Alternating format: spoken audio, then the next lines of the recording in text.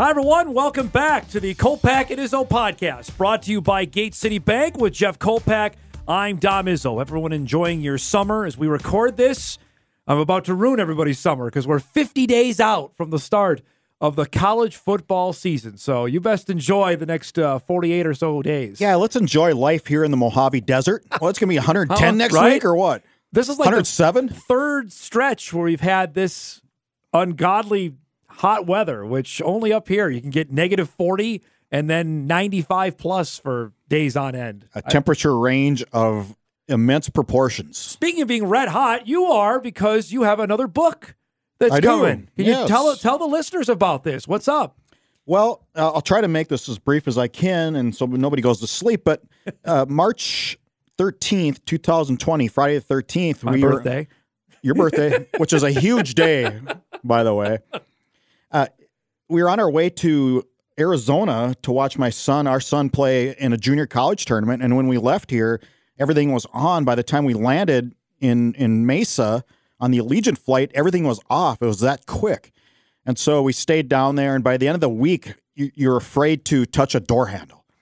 And I thought, this is really weird. So as a writer, I just started keeping a journal. I just wanted to write stuff down. Yeah. And so over the next course of 3-4 months, I just, stuff would happen and I'd write it down and just, writers just like to write, and it's our way of maybe dealing with reality. I don't know.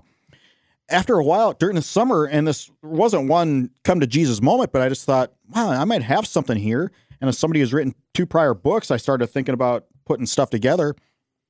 And I thought about the COVID kids and their screwed up year they're going through. And I go, COVID kids, I like that. Mm.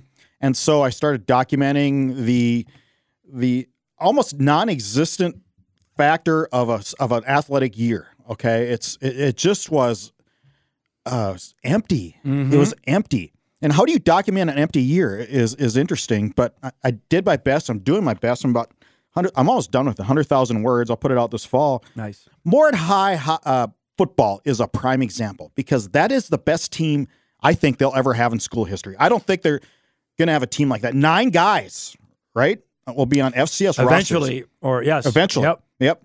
9 guys. They'll never have a team like that again, and they never had a chance to prove it.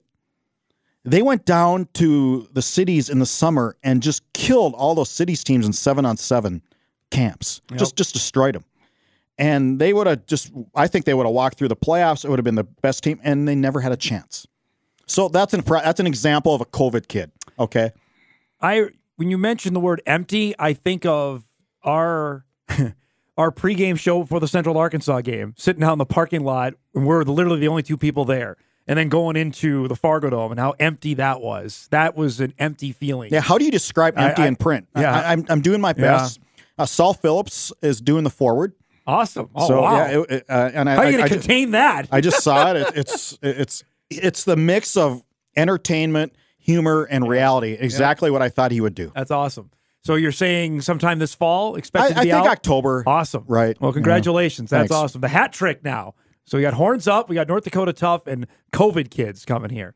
If I would have told you even 15 years ago you'd be a 3-time author, would you believe me? I would have thought 1, because I always wanted to dabble in one project, but the other 2 just sort of. And I wasn't looking for them necessarily. I'm not looking. Okay, I need to write a book this year. Right. It just sort of happens. Sometimes it just finds you, right? And so congratulations on that. We have been away from a bit, so there's plenty to chat on. There's about 8 different topics I have written down for where to start. Well, let's cut it in half for the sake of time. For the sake of time on that, we certainly can. Let's start. We're now into talking season. Big 12 Media Days were this week. SEC is next week. Missouri Valley is on July 27th. There's a bunch more FCS around the end of the month. And the hot topic, obviously, Kolpack from us, and I think the media that cover college sports, is going to be on vaccinations and where things are at. Obviously, as we stare the college football season in the face and trying to play a season where there are no postponements or cancellations. Chris Kleiman, former North Dakota State head coach and Kansas State head coach, said his team is at 80% vaccination. Kansas State is. Several other Big 12 schools are in that same boat, which is outstanding. 85 is the threshold to get without any regular testing. I'm curious what we're going to hear from the other, the Power 5 schools as they have their media sessions over the next couple of weeks, and how much the North Carolina State baseball incident was kind of the come to Jesus kind of deal for all the football teams. Say, if we want to play, then you better get vaccinated. I don't know. And let me just throw this out right now, and I'll just throw my strongest opinion right away. That I don't know if you're a head coach and athletic director, if you can take a team that's not 85% threshold that doesn't need to be tested, how can you continue to play? Right. That's a good point. Yeah. Because invariably you're going to have guys that will find the virus. The virus will find them. Especially the way this new variant is out there, the Delta variant, it's even more contagious than the others. How can you risk selling season tickets, selling game sponsorships, selling advertising, and then have to cancel the game that week? How can you do that anymore? You cannot. You need to be at 85%, or how can you have a backup linebacker who's not vaccinated be part of your game prep before the UND game? You're rolling the dice. I don't think you can. Yeah, you're absolutely rolling the dice if that's going to happen. Now, what has been said from other from Greg Sankey, the commissioner of the SEC, to Bob Bowlesby, the MSUM alum commissioner of the Big 12, there aren't going to be provisions put into the schedule, Jeff. They're not building in extra weeks like the Missouri Valley did so the Bison and South Dakota State can play. You forfeit. Right. That's my point. A loss. So either it's you no play, contest anymore. Right. It's a loss. And that alone, I think your other players look in the locker room and say, buddy, what are you doing? We got to play. And hey, look, and I've said this on this podcast before.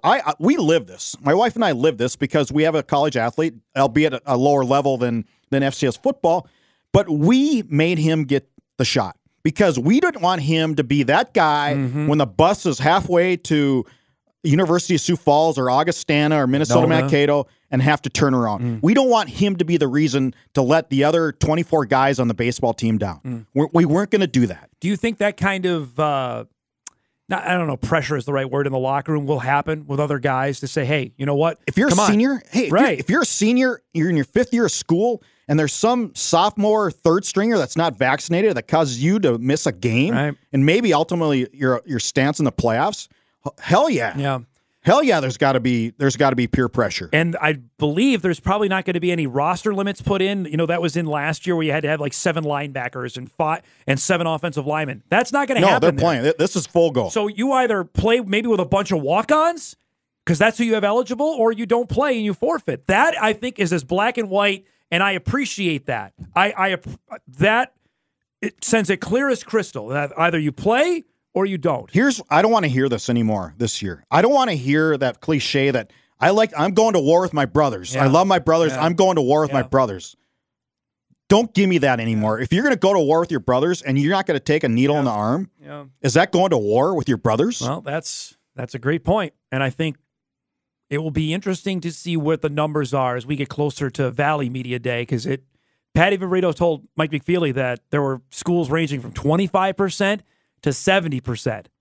And that's not, if you're at 25 to 50, you will have problems. You're not going to play. No, you will have problems. We will run into the same thing we saw this past spring. We're spiking right now. Yep. The country is spiking. Yep. We're going to, I think for people that... The variant, right? The Delta variant is out there. I think for people that just assume they see, the press releases come out of the news stories, hey, tailgating's going to be back, the dome will fall. I don't know about that. I'm not trying to be Debbie Downer here on the 16th of July, but I'm trying to be real about what could possibly happen between then and now. And I understand the vaccination doesn't prevent you from getting it. Still get it. But it prevents you from serious illness. From being on a ventilator. I mean, just look at Springfield, Missouri right now. That's the epicenter of this. That's where Missouri State is. You're going to sit here and tell me they think they're going to be ready to play? They're going to be ready to practice in 2 weeks? No way. I don't believe so. So we could be running right into this right out of the chute, Kolpack. I hope I'm wrong, but it ain't good right now. When you were in college and I was in college, didn't you? I mean, we didn't care, right? In college, you sort of didn't care. No. Oh, I need this. I'll take this. Right. I mean, you were, at least for me, I thought superhuman with my health. I'm 21 years old. What's going to happen to me? And I wasn't an athlete. I wasn't an athlete at all. I wouldn't care. Just give me the shot. Right. Is there risk on the line? Kids that age, I don't think are as in tune to risks at that age as you are as you get older. I think it comes down to simple, And you brought this up on my show earlier this week. And what is the risk of the shot, by the way? Well, 1 in 2 million? Right. But you brought this up to me. How about not getting tested 3 times a week? Yeah. Isn't that not enough? having to get up at 5:30 in the morning and have that. I would volunteer for that in a second. Say, okay, you know what? If I don't have to do that anymore, then sign me up to get vaccinated so I don't have to go through that. And that is going to be intriguing to see where things go in all of college football. I think the FBS division is going to be A-okay. I think the FCS could really struggle. I really do. I hope I'm wrong, but I think there could be some teams that may or may not get off the ground. Missouri State's one to watch just with how the state of Missouri is right now. That's a state of emergency basically right there that's going on in Springfield. That's obviously a topic. Another one, since it came down the pipe 2 weeks ago, is now name, image, likeness is now a thing in college sports. And the world didn't stop spinning off its axis. I'm glad to report for some that thought that this may happen. In fact, it's brought out some positive results that I think maybe some hardened folks who thought, oh, the athletes shouldn't get anything, that has come about. Sam Griesel. And you wrote about Sam Griesel this week. Yeah, Sam is about as good as a human being as you can find. And he's mature beyond his years at, what is he, 22 maybe now? That he is donating, if he gets a name, image, likeness, if he gets some earnings, he's donating and giving back 20% to the Landon's Light Foundation, of which he is an intern for this summer, and has got to know that organization pretty well. You have to wonder now, is there a little, you talk about peer pressure, is that a little challenge maybe to other athletes to say, how about 10% here or 5% here? Yeah, maybe. I love this idea. I tweeted about this yesterday. Since the minute I met Sam, when he first committed to this moment, he continues to impress me. And this is such a great giving back kind of deal. I saw there's a couple other instances. The starting quarterback at Pitt, he's going to get a deal and then take his lineman out to eat at like the top restaurant in Pittsburgh where he's getting his name, image, likeness. That is, I don't think people counted on that, Kolpack. No, and they're taking a controversial subject and putting a pretty positive they're spin on it. They're flipping it on its head pretty much. They really are. I mean, there are going to be instances where it's ugly. I never shied away from that because I really thought that was going to happen. What you see at the University of Miami, where they're going to give $5,000 to get guys to go play there. That doesn't surprise me one bit. But these sort of stories should be brought to attention as well. And I think that's pretty forthright from what Griesel's going to do. I got out of this story, too, in talking to Dave Richmond, the head coach, that the rules that he set down. Yeah, it was interesting when I read that in your story. Number one, you have to clear it with us. You got to let us know. And then you got to let the team know what you're doing before you go public. You have to have full disclosure. I thought that was interesting. What do you make of that? That's a way to keep the group together, I think, right? Well, I think it's to prevent some jealousy factors happening there. And I think it's pretty genius on Dave's part. I do too. To get out in front of potential problems before they surface and people are wondering, okay, I don't know if you have to disclose what you're making. No, but you have to disclose what you're doing. Going to do. I thought that was pretty impressive from what Richmond's going to do there with the Bison basketball team. So hat tip there to Sam Griesel on that front. I thought it was interesting yesterday. Mark Emmert, the president of the NCAA, came out and visited with select members of the media saying they want to decentralize the NCAA, want to have less restrictions on athletes. It's funny that came down after the Supreme Court just boat raced them, and now all this, when they are forced to, they make the right decision. Mark Emmert should resign. He just got a contract extension, so he's not going anywhere. Really? But the leadership is suspect at best. Yeah, this is the huge time for the NCAA right now. I mean, they have to react this way. There's no other way. Because they know there's further lawsuit and litigation coming. There's probably more lawsuits following up after this one that they lost on. Do you think the NCAA is so used, Dom, to winning and out-lawyering everybody? Because they have lawyers who have lawyers and lawyers, and they just out-litigate you. Yep. Now they're running into they're running into equal, and they've run into consecutive losses like boat race. I mean, the 9-0 result in the Supreme Court. I talked to lawyers on this, people that who follow the Supreme Court. Said it is rare to get a unanimous decision out of that, especially how politicized the Supreme Court is now. So you get a 9-rip decision, that means you got your what kicked. I just question the leadership of the NCAA. Constantly on that. That's what, I think we all thought that the Power Five would go and do its own thing, and maybe they still will, just because. But they're reacting. The NCAA is reacting. Always. They are They never don't act. They are never proactive on that. They're never on that front. Couple other topics I wanted to get to here. One, we saw today as we're taping this on this Friday afternoon, Kevin O'Banner announced that he's going to transfer from Oral Roberts to Texas Tech. Texas Tech's a great basketball program. We went through this a couple years ago with Matt Mooney left South Dakota and took the Red Raiders all the way to the national championship game. I just tweeted this out, Kolpack, and I'm curious your thoughts on this because you and I have covered the league since the Bison have gotten in it. These were all conference team members this past season. O'Banner, Stanley Amude, Brandon McKissick, and Philip Rebracha. All gone. All four of those guys are now playing at Power 5 schools, Texas Tech, Arkansas, Florida, and Iowa. My contention was, had they all come back, I think the league may have been the best it ever was going to be this upcoming winter. NDSU is going to be really strong. Yep. Oral Roberts has Abmas back. Yes. Took his name off the NBA draft list, so they'll be really good just with him. He's the best. fantastic. He's the best player, and it's not even close in the Summit League.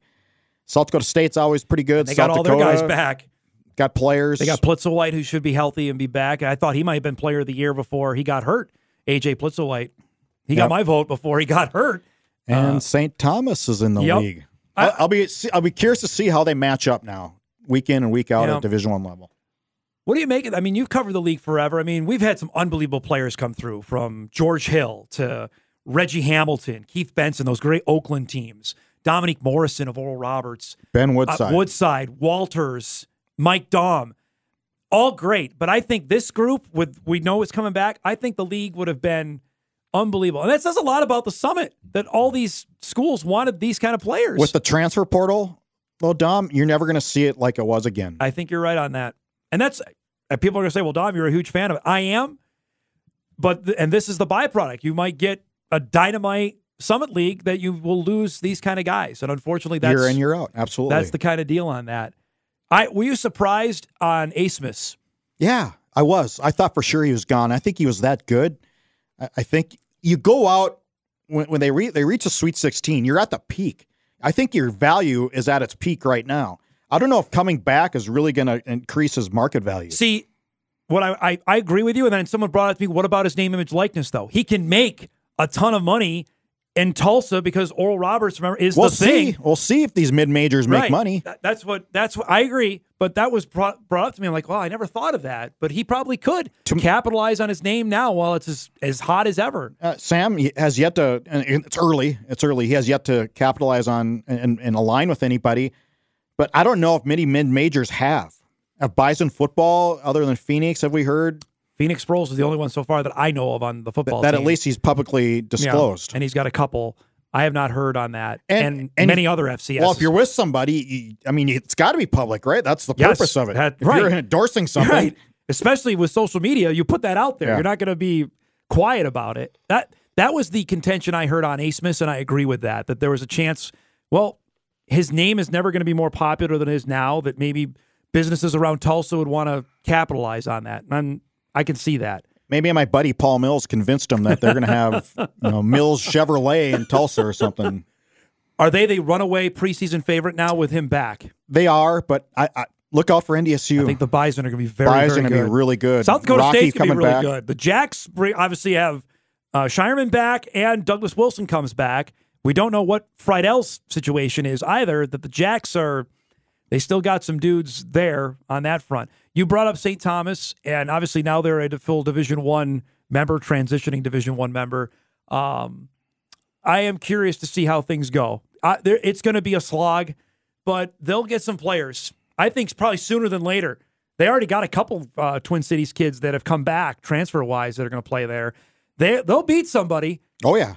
They'll beat somebody this year that they'll come up and bite someone throughout the year. I think that's going to happen a couple times over. When NDSU went D1 in football, everybody thought, okay, man, it's going to take a long time. It's going to take a long time. Well, in 2006, they went 10-1. 2007, they went 10-1. Those are years 3 and 4 into it. And they beat the Gophers. They beat Ball State. Yep. Central Michigan, MAC champions, they boat raced. Yep. That might be the outlier of the... Yeah, it might be... you'll never see that again kind of thing. Yeah. I am interested, though. We'll see who St. Thomas picks off in this first year of moving up. I wanted to get a quick word because you tweeted this out as well this week, and I saw the news. Frank Solich stepping down as head coach at Ohio. After they ran him out of Nebraska because he didn't win enough. Craig Bohl obviously was part of that staff. Boy, be careful what you ask for. I bring that up now because Trev Alberts, our friend, I told this story on the show. I don't know if you heard this. I'll never forget. You and I are sitting at the historic Sioux Falls Arena. We're in between. Iconic. We're in between games. Bison women had lost, and the men were coming up that night. And we're sitting in the old media room. And I remember I looked up, and I saw Tom Duple, the commissioner of the Summit League, with a guy I recognized. And I'm like, Kolpack, who is that? And it took us a second. I'm like, Trev Alberts. That's Trev Alberts. And then lo and behold, 2 days later, the announcement came out, Nebraska Omaha planning to transition to Division I will eliminate wrestling and football. And here we are 12 years later, and now Trev has taken over as athletic director at Nebraska. But quick on Frank Solich, because I know you got to talk about him with Craig Bohl, obviously, in his early years as head coach of the Bison. It's funny now as you look at it, that the Huskers are now through, I think, their 5th different coach since Solich was fired. I lost count, yeah. I think they're on 5 now, with Frost being the guy. It's just... And he hasn't really lit it on fire yet. He's 12-20. So he hasn't done anything in his first 3 years. It's just ironic to me. They rode Solich out in a rail because they didn't win enough, and now they can't win anywhere close to that. They fired him. I believe he was 9-3, and they fired him. Well, they did the same to Bo, too. Yeah. And Bo had a pretty good team, and they haven't even been close since. Tim Albin takes over, who's got a little bit of ties here. 1 year, 2004, offensive coordinator. You don't get to know a guy in 1 year, and it's like, should I do a story on him? No, nobody remembers who he was even here, or even associates him with NDSU at all. Solich made Ohio a really, really good program. They are, with Northern Illinois, I think, considered probably the top schools in the MAC. Would you agree on that? I know PJ got Buffalo. Buffalo's in there because Lance Leopold now, who's the head coach at Kansas, but PJ got Western Michigan up into that stratosphere as well. But I think Ohio consistently is pretty good at the top of the MAC. Yeah, Northern Illinois has fallen a little bit the last couple of years. Yep. They've been up near the top, but I wanted to make sure we mentioned we're like contractually obligated to do that. Before we go, one other story that came out since the last time that we have congregated here was Dean Brashani's going to retire as president, move into a teaching position at North Dakota State. Yeah, he was fired. He was fired. Yeah, after taking over in 2010, 2009. I can't remember. 2009. After Joe Chapman's presidency ended in controversy, frankly, at the end. Dean was and is a champion of athletics, one that, and I joked about this on my show, that, he would be at every sporting event from soccer to women's basketball when the team wasn't very good, and I can't remember a time, Kolpack, he missed a football road game. I did not see him on the sideline. If he did, it maybe is one or two, and the importance of the president being at a football game, you could say, oh, he's just a jock, but it shows the front porch importance that NDSU places on football. And Joe Chapman came here and said, we need a better front porch. Yeah. That was his deal. And so Joe Chapman took that profile and raised it. And Brashani kept it there, if not raised it a little higher. Obviously, 8 titles in 9 years in one stretch is a pretty good run. Basketball has been good. Women's basketball was a failure, but now it's coming back. So he'll be going Track's been amazing. Softball, amazing. The women's sports, outside of basketball, he can certainly... Golf. He can certainly brag about that's Soccer's been Yeah. Volleyball's been average, I think, At the start of the D1 transition, they were very good. They were really good. Yeah. But facilities-wise, he's been there. I think the importance of having a president that was a fan of athletics can go a long way. And I think Bison fans, I hope they appreciate that, what they've seen over the last 10 years. And I don't know all the academic problems that he's had with the Board of Higher Education.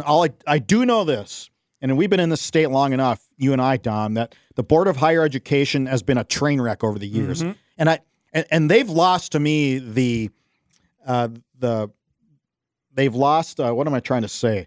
The benefit of the doubt. Benefit of the doubt. They have no benefit of the doubt for me. So when somebody tries to underhand, McFeely had a great column on this, tries to underhand and coax this with a contract, right? That it was they basically forced him to resign. When they hire a guy like Mark Kennedy to be the president at UND, that should be a red flag there. This is a huge decision, and it's just not a president leaving. You just can't throw it aside and say, oh, they'll just find somebody else. No, these guys don't grow on trees, man. You got to find a good one. And not everybody is going to apply to this state when the Board of Higher Education is. Who wants to work in this environment? Yep, I agree. And that gets around. There's no doubt that the word of mouth gets around on that they are that way to work with. I'm interested as well. This brought up to me, and I want to throw it at you about Matt Larson's future. What do you make of that? With an outgoing president, Matt will I got to believe he's looking. I would say with the indoor practice facility, likely a shovel on the ground, I would imagine soon on that was his last hurdle, that I would imagine that he's got to be looking. Look at right? his resume. Yeah. His resume is impressive. He's finished off the facilities for the most part. There's a couple things done. The softball complex. Now the track is getting done. And the groundbreaking will be in August for the indoor football facility. I'm not sure what's left. Maybe the softball indoor facility.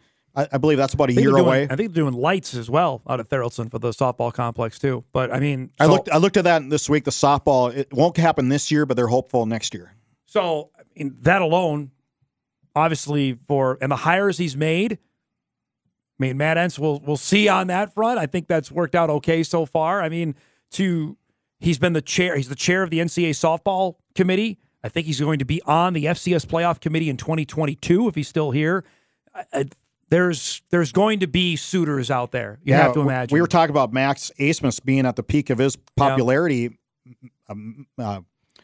Matt Larson with his resume is peaking right now. His resume is at its peak. Yeah. If he's going to ever get another job, and I'm sure he's looking. I mean, why wouldn't you? So I know I think his oldest daughter is now in college, starting college this year. So potentially on that front, timing could be right. Timing could work out on that front. That's definitely something that we'll be keeping an eye on here as things go forward. Before we wrap up, just a heads up that our Bison Summer video series is online right now at inforum.com. We started looking at the breakout players for 2021. You disagree with any of the guys I had? Nope. You've been spot on. I had Dom Jones, Courtney Eubanks, Cole Wisniewski, Raja Nelson, and Dom Ganella. You could argue maybe that Dom Jones and Ganella maybe already broke out for what they did in the spring, but I think they're due for even bigger they're true falls. freshmen. So, yeah. Dom Jones was a redshirt freshman. Next week we'll do top opponents, so the 5 best players that the Bison are going to face in 2021. Isaiah Davis is going to be on that list, the South Dakota State running back, because I think he might be the best player in the league now. That's crazy to say, considering Pierre Strong is relegated to backup duty. Think about that. All right. Just look at the playoff run and how Davis was. And remember the Dakota Marker game against the Bison.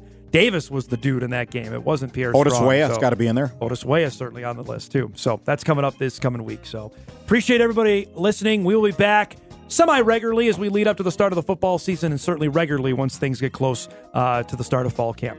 Thanks, everybody, listening to the Kolpack and Izzo Podcast presented by Gate City Bank. We'll see everybody next time.